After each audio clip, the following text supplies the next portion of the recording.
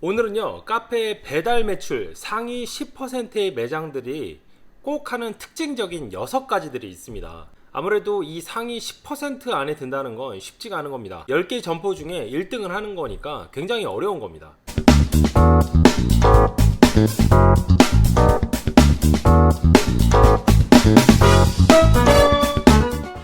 첫 번째는요, 인기 프랜차이즈 매장을 한다면 아무래도 배달 매출이 상승될 확률이 높다는 겁니다. 지금 보면요, 프랜차이즈 매장들 중에서도 좀 요즘에 뜨는 브랜드들이 있습니다.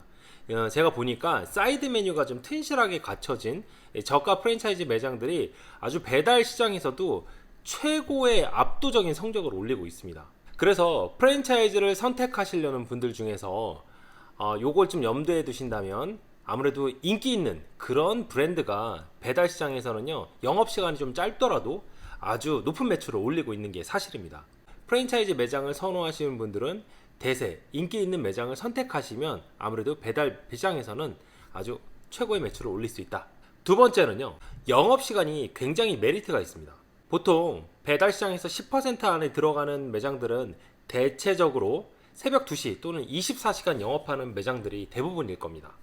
아무래도 영업시간이 길다 보니까 고르게 배달 매출이 늘어날 수밖에 없는 겁니다. 물론 영업시간을 길게 가면요, 인건비도 따로 올라가기 때문에 수익률 같은 경우는 뭐 엄청나게 많이 남는다고 볼 수는 없지만 그래도 배달 매출이 많이 올라가게 되면 좀 많이 남겠죠. 그래서 이제 영업시간에 경쟁력을 갖춰야 배달 매출도 많이 올라간다, 이런 구조 알고 계시면 도움이 되실 겁니다. 세 번째는요, 식사 대체 메뉴를 대체적으로 판매하고 있었습니다.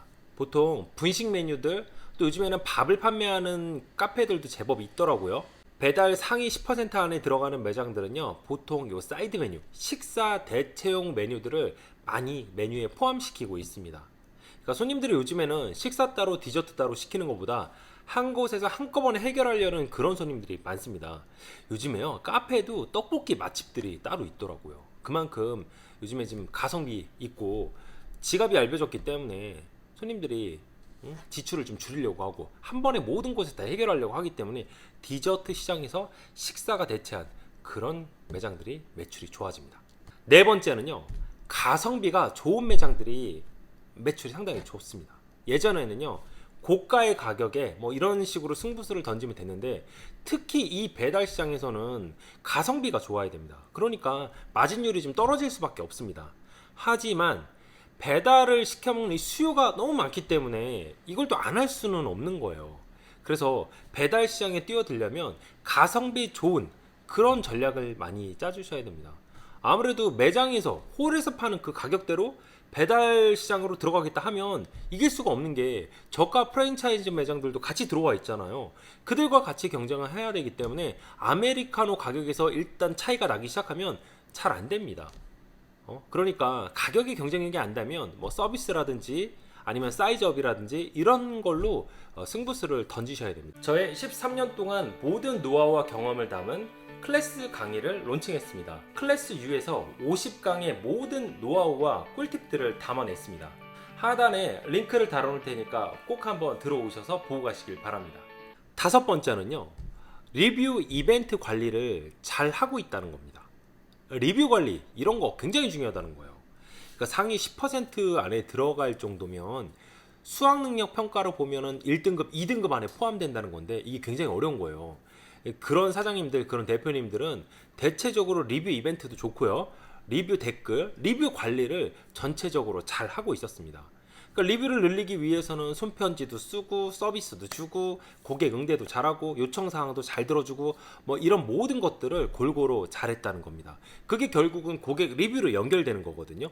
그러니까 그런 관리를 잘 하시는 그런 분들이 대체적으로 상위 10% 안에 들어가 있었습니다. 그리고 마지막으로 여섯 번째는요, 깃발 노출을 굉장히 잘하고 있었다는 겁니다. 깃발을 너무 아끼겠다고 적게 꽂아도 문제입니다. 그렇다고 또 아무 기준 없이 여러 개를 꽂아도 문제입니다.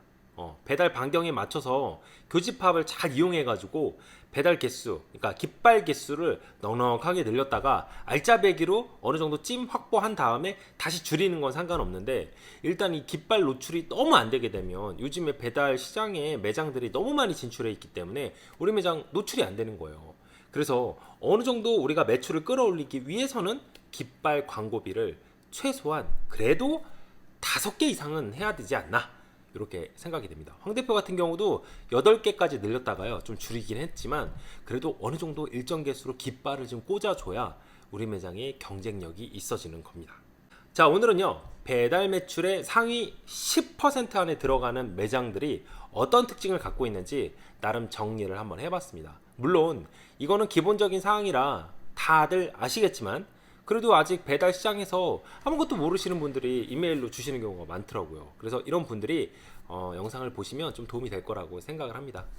오늘 영상 마음에 드셨다면 구독과 좋아요 부탁드리겠습니다. 감사합니다. 황 대표였습니다.